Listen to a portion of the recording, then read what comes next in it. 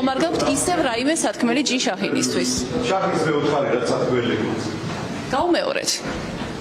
თქვენ გაამეორეთ. ირაკლი ზარქუა ოლიგარქის გუნდში უხამსი ლექსიკით ლიდერობას ინარჩუნებს. კრიტიკაზე პასუხად ივანიშვილის წარმომადგენლის რეაქცია ისევ შეურაცხყოფაა. ძველდა ნაცნობ ლექსიკასთან დაბრუნების მიზეზი ოლიგარქის ლუკაშენკოს გვერდით დაყენება გახდა. გავლენიანმა სენატორებმა ივანიშვილი რეპრესიული პოლიტიკის გამო ბელარუსის დიქტატორს შეადარეს, ანუ არალეგიტიმურ ლიდერს, რომელმაც ოცნების საპატიო თავმჯდომარის მსგავსად არჩევნები მიიტაცა. ოპონენტები და ჟურნალისტები ციხეში გამოკეტა და პროტესტს უპრეცედენტო ძალადობით დაუპირისპირდა. ბელარუსი დღეს ერთ-ერთი ყველაზე იზოლირებული ქვეყანაა სათავეში რეჟიმით, რომლის თითქმის ყველა წევრი დასავლეთის მხრიდან სანქცირებულია. ასეთ ბედს როჯერ უიკერი და ჯინ შაჰინი უწინასწარმეტყველებენ ივანიშვილის მთავრობასაც და პირდებიან, რომ მეგობარი აქტი კანონად იქცევა. ქართული ოცნების მთავრობა აგრესიულად ცდილობს ძალაუფლების კონსოლიდაციას დამოუკიდებელი ხმების ჩახშობით, ანტიდემოკრატიული მოქმედებებით, რომლებიც ბელორუსის ლიდერის ლუკაშენკოს რეჟიმს გავს. სამოქალაქო საზოგადოებისგან მოთხოვნილი ინფორმაციის მოცულობა სავარაუდოდ უკანონოა და იმდენად ვრცელია, რომ შეუძლებელს ხდის ამ მოთხოვნის დაკმაყოფილებას. ამასთან ერთად ქართულმა ოცნებამ გააძლიერა პოლიტიკური ოპონენტების წინააღმდეგ რეპრესიები. რამდენიმე პროდემოკრატიული ლიდერი დააკავეს და პოლიტიკური მოტივებით მიუსაჯეს პატიმრობა. პირდაპირ რომ ვთქვათ, დემოკრატიული მთავრობები საფრთხეთ არ უნდა აღიქვამდნენ დამოუკიდებელი მედიის მხარდამჭერ, კრემლის პროპაგანდასთან მებრძოლ, კორუფციასთან მებრძოლ და ქალებისა და ახალგაზრდობის მხარდამჭერ ორგანიზაციებს. როგორც ეს ჯგუფები დაიცავენ საქართველოს მოქალაქეებისა და მამხილებლების პერსონალურ ინფორმაციას ხელისუფლების წვდომისგან, ზუსტად ისე გამოვიყენებთ ჩვენს ხმასა და კანონმდებლობას მათი გვერდით დგომისთვის. ამისთვის მხარს ვუჭერთ ორპარტიული მეგობრული აქტის წინსვლას მაქსიმალურად მალე, რის საშუალებასაც სენატის კალენდარი მოგცემს.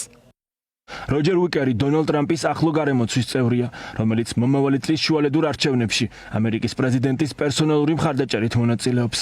კრიტიკული პოზიციის გამო დღეს რესპუბლიკელი სენატორი ოცნების მხრიდან თავდასხმის ობიექტი იყო. თუმცა არა მხოლოდ ის, ოლიგარქის პარტიაში არ ავიწყდებათ არც ჯო უილსონი, კონგრესმენი, რომელიც ოცნების რეჟიმის სანქცირების ინიციატორია. ოცნებისათვის მტრების სიაში რჩება ჯინ შაჰინიც, დემოკრატის სენატორი, რომელიც 2012 წელს ოლიგარქს განსაკუთრებულად ეიმედებოდა. რაც შეეხება ჯინ შაჰინის განცხადებას, ნამდვილად არ არის ჩვენი ქვეყნისათვის მისი შეფასება საინტერესო. ჩვენი მთავარი ამოცანა და ჩვენი შეფასება არის საქართველოს მოსახლეობა და ქართველი ხალხი. მე ურჩევდი, რა თქმა უნდა, ჩემს რჩევას ჯინ შაჰინი არ მიიღებდა, მაგრამ თავის ქვეყანას მიიღებდა. ჯინ შაჰინზე და როჯერ უიკერზე ვსაუბრობთ. ტრამპის უახლოესი გარემოცვის წევრია უიკერი და გვარებია. ერთი და არ არის, არ აქვს მაგას მნიშვნელობა. ნებისმიერი ადამიანი და ნებისმიერი წინადადება, რომელიც ქართულ ხალხს არ ემსახურება, ჩემთვის და ყველა ქართველი პატრიოტისთვის არის აბსოლუტურად უინტერესო. აბსურდი არის, რასაც საუბრობს ეს ბატონი და ესეთ აბსურდზე ხა სერიოზული კომენტარის გაკეთება, რა თქმა უნდა, შეუძლებელია. მეგობარი აქტის სწრაფად დამტკიცებას დავეხმარებით, ამასაც აღნიშნავს ამ განცხადებაში ჰელსინკის კომისიის თავმჯდომარე. მეგობარი აქტი ხა რეალურად ჩვენ ვიცით, რომ არის მტრული აქტი. რეჟიმის ოპონენტები ორპარტიულ კრიტიკას მეგობარი აქტის კანონად ქცევის გარანტიას უწოდებენ. ოპოზიციურ პოლიტიკურ პარტიებში ამბობენ, რომ ოცნების პროპაგანდის მიუხედავად ტრამპის ადმინისტრაცია თვალს არ დახუჭავს ოლიგარქის მიერ ადამიანის უფლებების უხეშ დარღვევებზე და რუსეთთან, ირანთან და ჩინეთთან პარტნიორობის გაღრმავებაზე. უბრალოდ წარმოუდგენელია, რომ რაიმე კავშირი და პერსპექტივა გქონდეს ქვეყანასთან, რომელიც დაადგა მართლაც ლუკაშენკოს გზას. როდესაც პოლიტიკური პარტიების ლიდერები პრაქტიკულად ერთმანეთის მიყოლებით ყოველდღიურ რეჟიმში პატიმრობაში აღმოჩნდებიან, იქ შეუძლებელია არ გაგახსენდეს ქვეყნები, რომლებმაც ასეთი გზა გაიარეს. ეს არის რუსეთი და ეს არის ბელორუსი. დასავლურ პარტნიორებმა ძალიან კარგად იციან, როგორ წარიმართა ბელარუსიაში პროცესი და რა იყო ის შეცდომები, რაც ბელარუსის მიმართ დაუშვეს, ეს იყო დაგვიანებული სანქციები.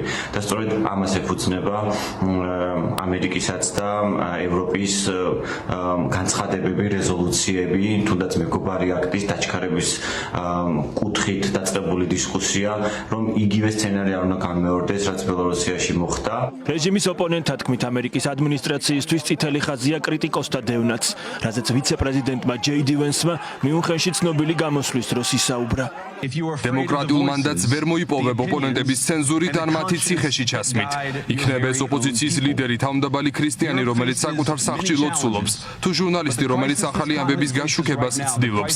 ვერ ჩენი ძირითადი ელექტორატის იგნორირებით მოიგებ ისეთ საკითხებში, როგორიცაა თუ ვინ უნდა იყოს ჩვენი საერთო საზოგადოების ნაწილი. ოპონენტების ციხეში გამოკეტვა სამოქალაქო საზოგადოების და მედიის რუსული კანონებით დევნას.